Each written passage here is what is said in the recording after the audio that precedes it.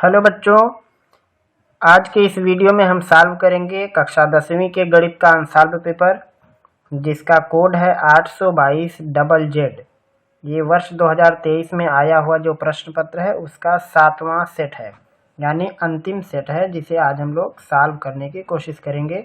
तो इसका आज पहला पार्ट है और पहले पार्ट में हम केवल बहुविकल्पीय प्रश्नों को हल करेंगे, यानी जिन प्रश्नों को आपको OMR शीट पर लगाना होता है उन्हें।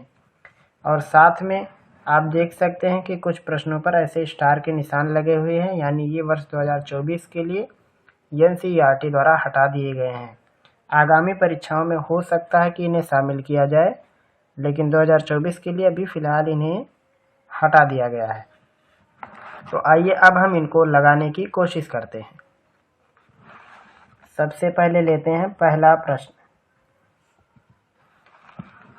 प्रश्न है 3x² - 6x + 4 = 0। इसका विविक्त कर बताना है। विविक्त कर को लिखते हैं D से और सूत्र होता है b² - 4ac। सारी वैल्यू रख देनी है। b का मतलब x का गुणांक, वो भी चिन्ह सहित,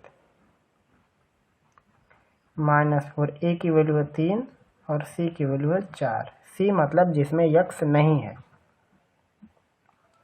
तो ये हो जाएगा 36 और यहाँ पे आएगा 48, घटा के आएगा -12। अब अपने ऑप्शन में चेक करते हैं है कि नहीं। तो ये जो चौथा वाला ऑप्शन है, आप उसमें देख सकते हैं कि जो आंसर आया है वही यहाँ भी लिखा गया है। तो ये पहले का चौथा ऑप्शन हुआ।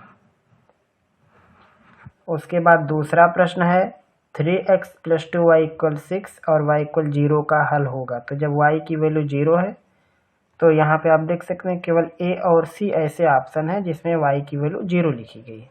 अब प्रॉब्लम है x का क्या मान होगा। तो जब आप 2 × y में से y की जगह पर 0 करोगे तो 3x की वैल्यू 6 आएगी, यहाँ से x की वैल्यू आपको मिलने वाली है 2, यानी ये पहला वाला पार्ट सही रहेगा।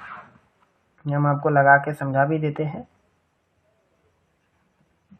प्रश्न है 3x + 2y = 6 और y = 0 दिया। तो जब आप अपने इस समीकरण में y को 0 लिखोगे तो होगा 3x + 0 = 6, या x की वैल्यू होगी 6/3 यानी 2।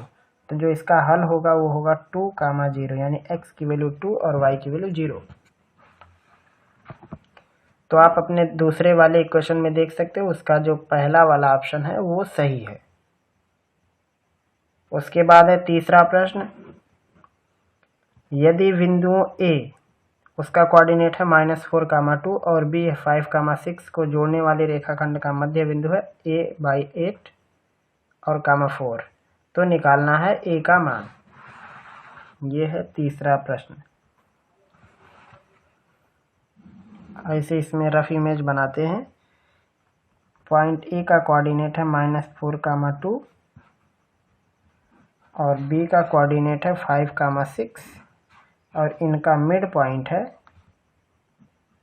a/8, 4। तो कहा A का मान बताओ। तो जो मिड पॉइंट होता है वो कैसे आता है, इन निर्देशांकों को जोड़ के आधा कर देना होता है। अगर हमें x की वैल्यू निकालनी है तो x वाला पार्ट जोड़ना होगा, y की वैल्यू निकालनी है तो y वाला पार्ट जोड़ना होगा। तो चूंकि यहाँ पे a गायब है, यानी हमें x निकालना होगा। तो यहाँ से a/8 इक्वल होगा -4 + 5/2। सॉल्व करेंगे तो 1/2 आएगा, या यहाँ से a की वैल्यू आएगी 8/2 यानी 4। ये a की वैल्यू होगी। अब अपने ऑप्शन में देखते हैं है कि नहीं। तो तीसरे का जो दूसरा वाला ऑप्शन है इसमें 4 आया हुआ है, तो ये इस तीसरे का जवाब हो जाएगा।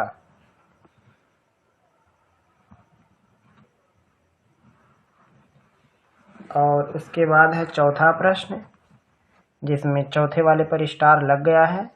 AB के वैल्यू दिया है √6 AB की वैल्यू 6 √3 सेंटीमीटर, AC की वैल्यू 12 सेंटीमीटर और BC की 6। तो कोण B का मान बताना। तो इस टाइप के जो भी प्रश्न होते हैं अक्सर वो राइट एंगल के ट्रायंगल होते हैं। तो जो सबसे बड़ी भुजा है AC, उसके सामने एंगल पड़ेगा B। यहाँ पे फिगर बना के दिखाते हैं आपको। सबसे बड़ी साइड इसमें दिया है AC, उसके सामने जो एंगल पड़ेगा वो B पड़ेगा।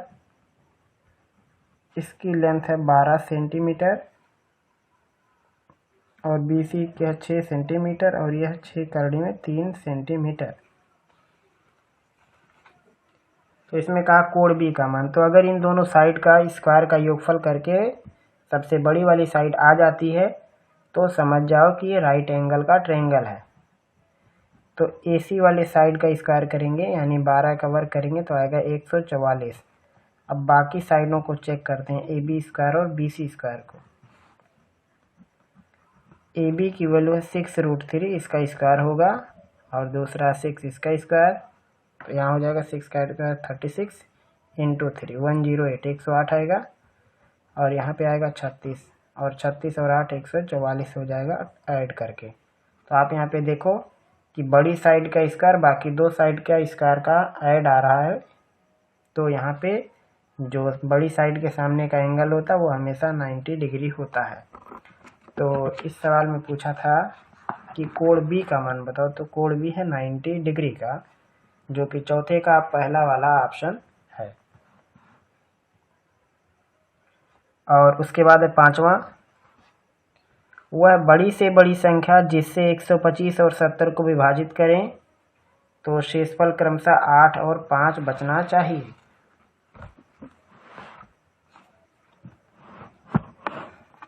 पहले लिखते हैं सवाल। हमारे पास दो नंबर हैं, एक है 125 और एक है 70। कहा है जब इसमें उस दिए गए संख्या से भाग करें जो कि हमें नहीं पता है, तो पहले वाले में 8 बचना चाहिए और दूसरे में 5। तो जो बचना चाहिए उसे पहले ही घटा देना है आपको। इसमें 5 बचना चाहिए तो 5 घटा दो, इसमें 65। अब इन दोनों का जो HCF आएगा वही आपका एग्जैक्ट आंसर होगा। तो HCF कैसे निकालना होता है,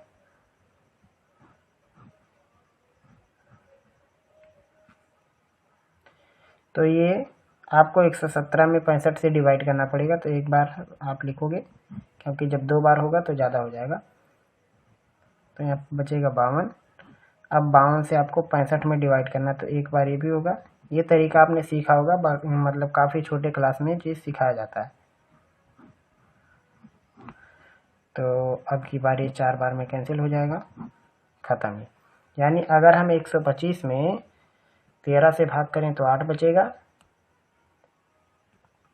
और 70 में भाग करेंगे तो 5 बचेगा। तो जो आपका आंसर है वो 13 आएगा। तो यहाँ पे देखते हैं अपने ऑप्शन में है या नहीं।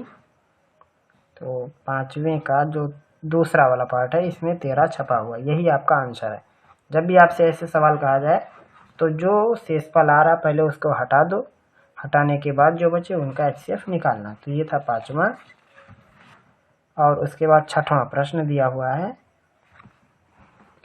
यदि समीकरण x² + kx - x का एक मूल -2 है तो k का मान बताओ।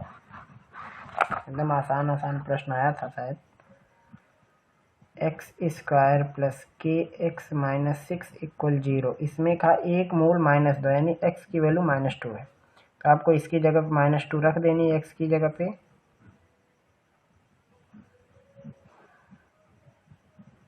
ये हो जाएगा 4 2 6 बराबर 0। 6 में से 4 घटाएंगे ऋण 2, दूसरे तरफ के लिए धन 2 हो जाएगा। तो -2 के बराबर हो जाएगा 2, या k की वैल्यू आएगी -1। तो आप अपने ऑप्शन में देखो, 6वें का जो C वाला ऑप्शन है, ये इधर गया, जो 6वें का C वाला ऑप्शन है उसमें आया है -1। तो ये ऑप्शन इसका करेक्ट है। तो इस हिसाब से सॉल्व होता है प्रश्न। तो यहाँ हम अभी 6वें प्रश्न तक पहुँचे हैं, और उसके बाद आगे के प्रश्न को हम आगे लगाएंगे। आगे का प्रश्न आप 7वां देखो, यदि समचतुर्भुज के विकर्णों की लंबाइयाँ 12 और 16 हैं तो इस समचतुर्भुज के भुजा की लंबाई बताना है आपको। इसमें विकर्णों की लंबाई है 12, 16। बहुत आसान सवाल है। 7वां, सबसे पहले समचतुर्भुज बना देते हैं। समचतुर्भुज क्या होता है? वर्ग टाइप ही होता है।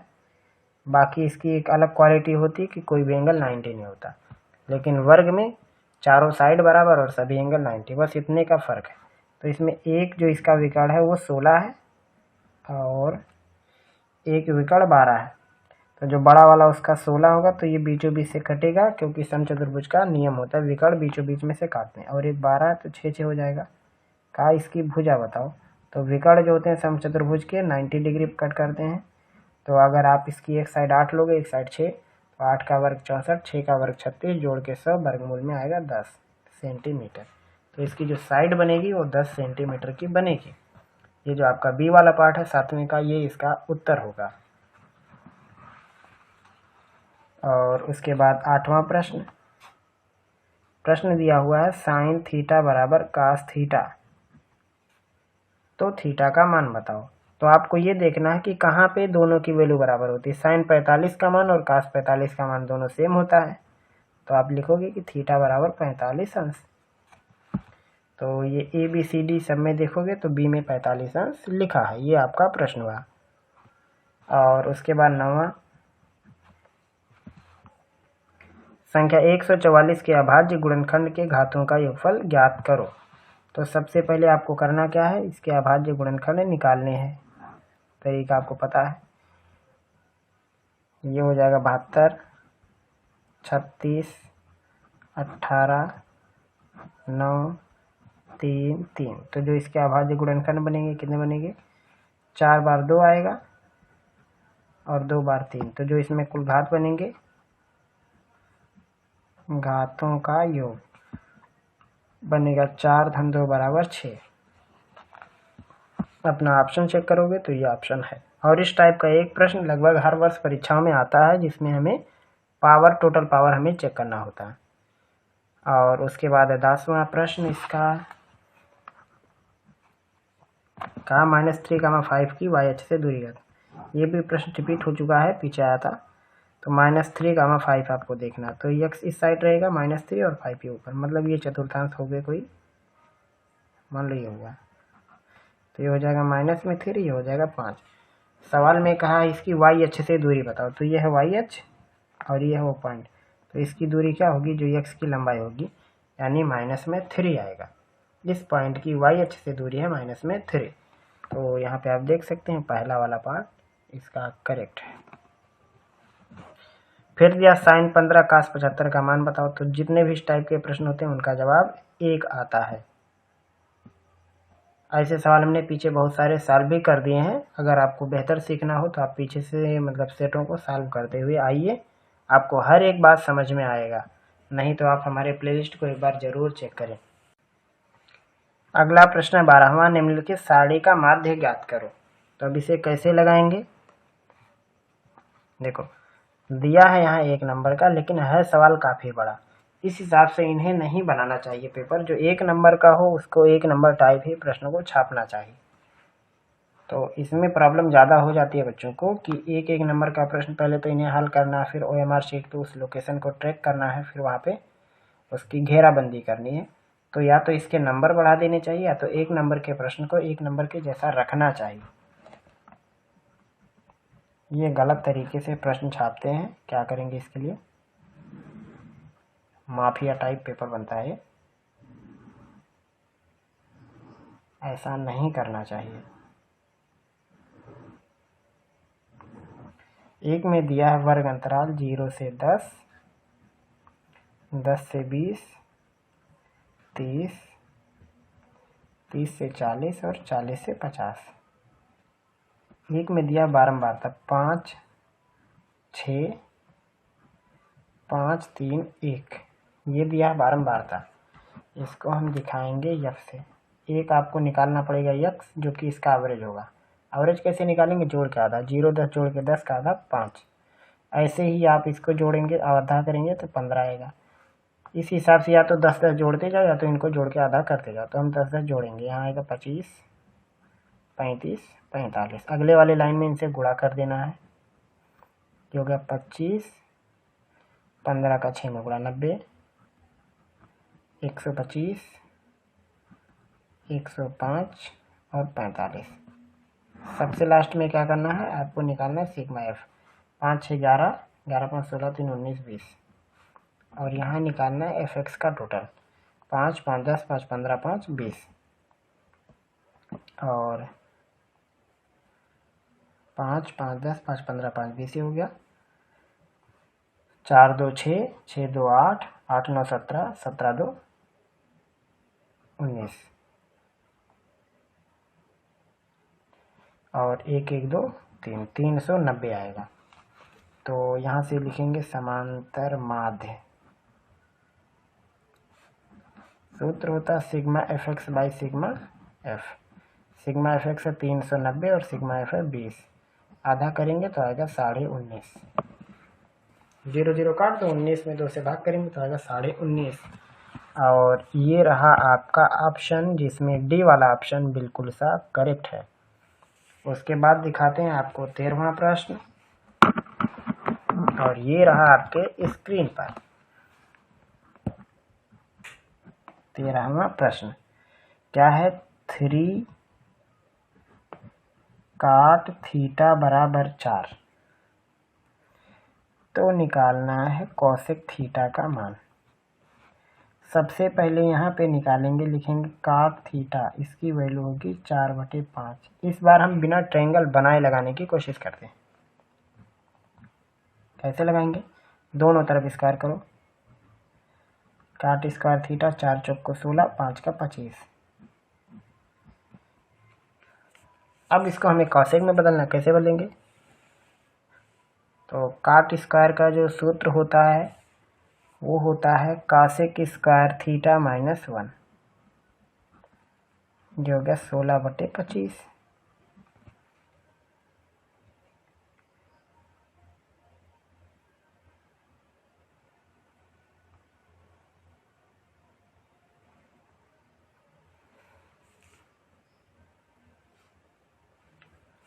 तो आगे इसको क्या लिख सकते हैं, ये 1 दूसरे साइड ऐड हो जाएगा,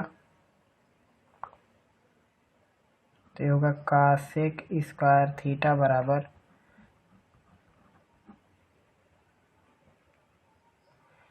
कितना आएगा, ये यहाँ देखो हमने गड़बड़ कर दिया, तभी तो कह रहे हैं कैसे तामझाम फंस गया। यहाँ है 3, यहाँ है 4, तो यहाँ नीचे 3 रहेगा, यहाँ पे वर्क करेंगे 16 रहेगा, और यहाँ नीचे 9, यहाँ रहेगा 9, यहाँ भी रहेगा 9, तो 9 1 9, 16 25/9। अभी गलत हो जाता तो आप भी बोलते सर जी ने गड़बड़ कर दिया। अगर ऐसी बीच में गलती हो जाए तो क्षमा करना, क्योंकि लाइव कैलकुलेशन करने में मान लो थोड़ा सा प्रॉब्लम अगर हो जाए तो आप उसको एडजस्ट करना। वैसे देखते हैं कि गलती होने का चांस बिल्कुल कम रहे। तो यहाँ पे वर्गमूल निकालेंगे, तो आएगा कॉसेक थीटा बराबर 25 का वर्गमूल 5, इसका 3। देखते हैं है कि नहीं, सी वाला ऑप्शन 5 और 3 का। अगर आपको ट्रायंगल बनाना होता तो आप कैसे बनाते,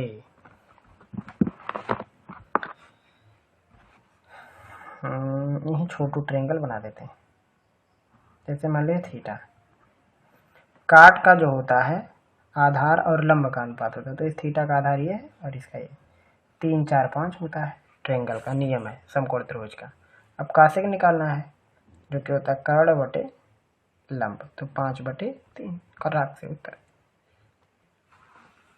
जो चीज़ आपको पसंद। और एक बात ये ध्यान रखो कि कोई भी प्रश्न ऐसा नहीं है जो आपसे नहीं लगेगा। हाँ, थोड़ा हो सकता है शुरुआत में आपको परेशान करे, ऐसी बात नहीं है, लेकिन लगना पक्का है। अगला प्रश्न, सवाल नंबर 14।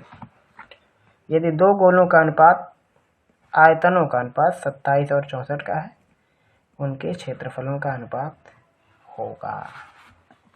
कैसे लगाएंगे, मान लो एक गोला, उसका आयतन V1, दूसरा गोला आयतन V2, अनुपात 27 और 64 का है। जो गोले के आयतन होते हैं सूत्र होता है 4/3 πr³। तो एक का R1 मान लेते हैं और एक का R2। ये हो जाएगा 27 और 64 का अनुपात, 4/3 कट जाएगा तो बनेगा R1/R2 का होल क्यूब बराबर 27/64। यहाँ से निकालेंगे इनका घनमूल तो होगा R1/R2, 27 का घनमूल 3, इसका 4। अब हमें निकालना है पृष्ठीय क्षेत्रफल का। तो मान लो एक का S1 है और एक का S2। पृष्ठीय क्षेत्रफल का सूत्र होता है 4πr, तो R1 square 4πr2 square, 4π cancel, R1/R2 का होल स्क्वायर, R1/R2 का मान 3/4, इसका वर्ग 9/16। ये हुआ खटाक से आंसर 9/16 का अनुपात। पहला 9 और 16 का अनुपात दिया गया है, करेक्ट। छापो, हटा देते हैं तब छापो। अगला प्रश्न देखिए 15वां। क्या है प्रश्न? यदि कुछ प्रेक्षणों के बहुलक और माध्य दिए हैं तो माध्यिका बताओ। 15वां दिया है पहले बहुलक, बहुलक मतलब बहुत बार दिखाई देने वाला। बहुलक है 45 और माध्य है 47 यानी 27। निकालना है माध्यिका, कोई बात नहीं। सूत्र क्या होता है?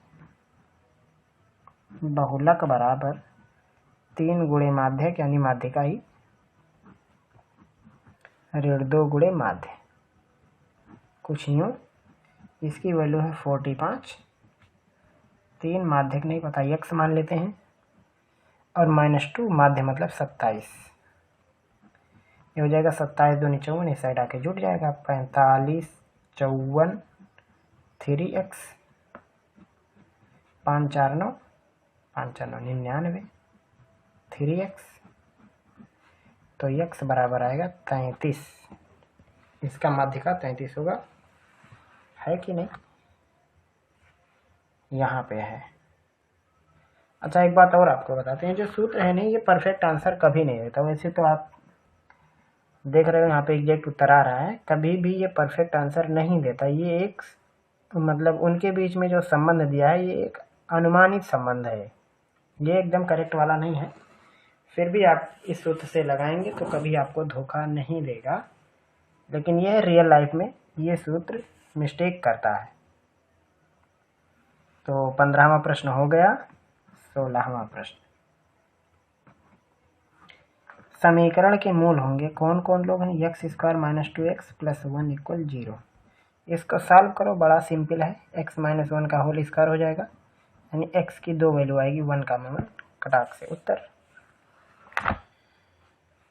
किधर है? 16वां का पहला। इतना छोटू सवाल है और इसमें कुछ बड़े सवाल भी है। 17 7 13 20 17 3x, इन सब लोगों का समांतर माध्य 18। समांतर माध्य कैसे निकालते हैं? जितने लोग हैं उनसे भाग करो, 1 2 3 4 5, 5 का दूसरे साइड गुणा 90, ये कितना हो जाएगा? 17 और 13 30, 30 20 50, 50 7 57, या 3x बराबर 90 में से 57 घटा देना है, कितना आएगा? 33। तो x बराबर क्या आएगा? 11, है कि नहीं? ये है 17वें का सी दिया हुआ है बिल्कुल। तो इसमें घबराने जैसी कोई बात नहीं है, आपका उत्तर आएगा ही आएगा। अगला प्रश्न 18। प्रश्न दिया है समीकरण 3/x - 2x = 2/x का हल है। कुछ विकल्प दूसरे तरफ भी दिए, इधर 2 लोग, कोई बात नहीं, पहले हम इन्हें निपटा देते हैं। कैसे निपटाएंगे? इसको भी साइड ले लो, ये हो गया 3/x - 2/x - 2x = 0। दोनों का हर बराबर है तो घट जाएंगे, 3 में से 2 जाएगा 1, 1/x - 2x = 0। गुणा कर दो तो हो जाएगा 1 माइनस 2x², और x का दूसरे तरफ गुणा 0, तो हो जाएगा 2x² बराबर 1, या x की वैल्यू प्लस माइनस 1/रूट 2 से भाग हो जाएगा वर्गमूल में, प्लस माइनस √2। 18 का पहला ये प्रश्न हुआ 18वां, और ये हुआ उसका जवाब, और ये है उसका समाधान। अगला प्रश्न है, यदि दो समरूप त्रिभुजों की भुजाएं 4:7 के अनुपात में है, क्षेत्रफलों का अनुपात बताओ। क्षेत्रफल का अनुपात भुजाओं का वर्ग होता है, तो 4 का 16, 7 का 49, बी वाला ऑप्शन है 16-49 का करेक्ट। 20वां, एक वृत्त का क्षेत्रफल और परिमाप बराबर है, उस वृत्त की त्रिज्या होगी। इसको लगा देते हैं, वैसे ही चैप्टर से गायब हो गया है। वृत्त का क्षेत्रफल यानी πr², ये बराबर है उसके परिमाप, परिमाप माने 2πr, पाई से पाई कैंसिल, एक आर से एक आर कैंसिल, तो आर बराबर क्या बचेगा 2 मात्रक, यानी उसका जो त्रिज्या है वो 2 मात्रक का होगा। तो ये हुआ प्रश्न क्रमांक 20 का जवाब। तो आज हमने सॉल्व क्या कर दिया है, OMR शीट पर आधारित जो प्रश्न थे वैकल्पिक 1 से लेकर 20 तक हमने उनको निपटा दिया है, और उम्मीद भी है कि आपको सारी बातें समझ में आ भी गई होंगी। और अगर आपका कोई भी प्रश्न होगा तो आप हमें ज़रूर बताएंगे। और जाते जाते आपको एक बात बता देते हैं, लिख भी देते हैं सर, आज की सीख।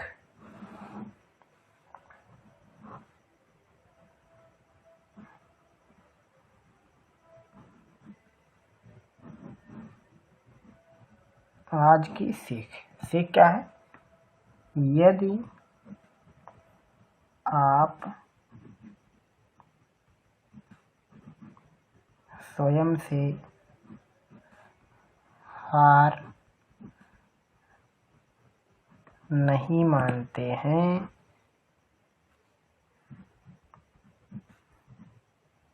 तो आप की जीत पक्की है।